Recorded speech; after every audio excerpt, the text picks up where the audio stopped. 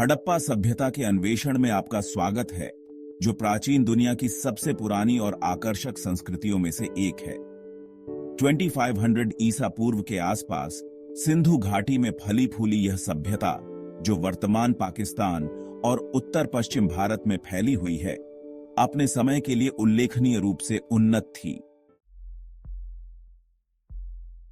पहले शहरी योजना के बारे में बात करते हैं। हड़प्पा शहरों को ग्रिड पैटर्न में रखा गया था, जिसमें चौड़ी सड़कें समकोण पर मिलती थीं। इस स्तर की शहर योजना उच्च सामाजिक संगठन और शासन का संकेत देती है।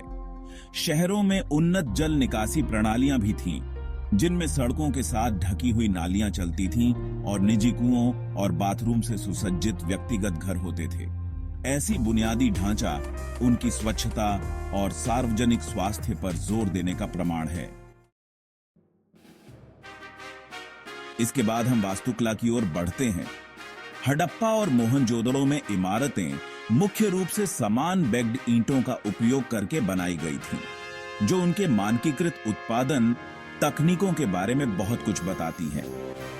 मोहनजोदड़ो का महान स्नानागार एक उल्लेखनीय संरचना है, जिसके बारे में माना जाता है कि इसका उपयोग अनुष्ठानिक उद्देश्यों के लिए किया जाता था। इसकी जलरोधी ईंटें और जटिल प्लंबिंग प्रणाली हड़प्पनों की इंजीनियरिंग कौशल को दर्शाती है। हड़प्पा लिपि, हालांकि आज तक अप्रत्ययित है, उनके संचार तरीकों में रोचक झलकें प्रस्तुत करती है। 4000 से अधिक उत्कीर्ण वस्तुएं, जिनमें मुहरें और गोलियां शामिल हैं, मिली हैं। ये कलाकृतियां अक्सर प्रतीकों के छोटे अनुक्रमों को प्रदर्शित करती हैं, जो संकेत देती हैं कि हड़प्पनों के पास एक प्रकार की लिखित भाषा थी, संभवतः व्यापार और प्रशासनिक उद्देश्यों के लिए उपयोग की जाती थी।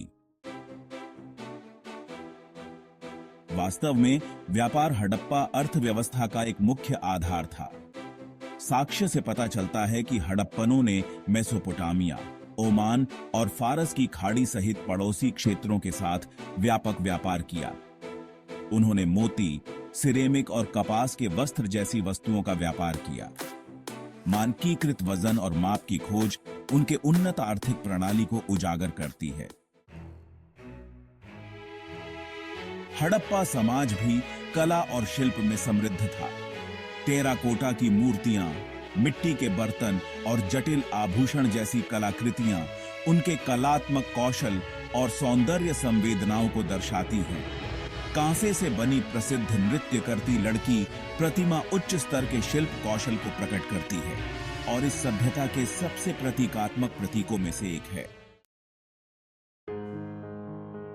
कृषि हड़प्पा अर्थव्यवस्था की रीढ़ थी।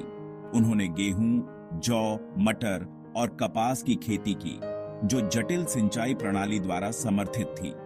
शहरों में पाए गए अनाज भंडार बताते हैं कि उन्होंने अतिरिक्त भोजन का भंडारण किया, जो खाद्य सुरक्षा के लिए संगठित दृष्टिकोण को इंगित करता है। रोचक बात यह है कि हड़प्पा समाज अपेक्षाकृत समतावादी प्रतीत होता है। अन्य प्राचीन सभ्यताओं के विपरीत वहां भव्य महलों या मकबरों का बहुत कम प्रमाण है, जो शासक अभिजात वर्ग का संकेत दें।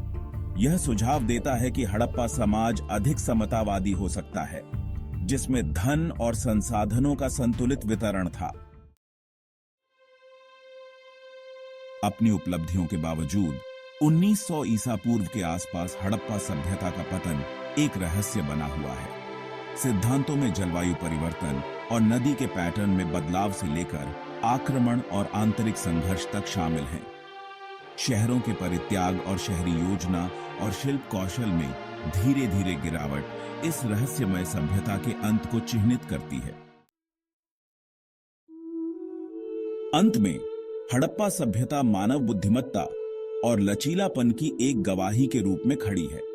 हड़प्पा और मोहनजोदड़ो में खुदाई से प्राप्त निष्कर्ष हमें उनकी उन्नत शहरी योजना, वास्तुशिल्प प्रतिभा, व्यापार नेटवर्क और सामाजिक संरचना में अमूल्य अंतर्दृष्टि प्रदान करते हैं। जैसे जैसे हम इन प्राचीन स्थलों को उजागर और अध्ययन करना जारी रखते हैं, हम इस उल्लेखनीय सभ्यता के रहस्यों को और अधिक उजागर करते हैं, जो हमें मानव इतिहास की समृद्ध गाथा की याद दिलाते हैं।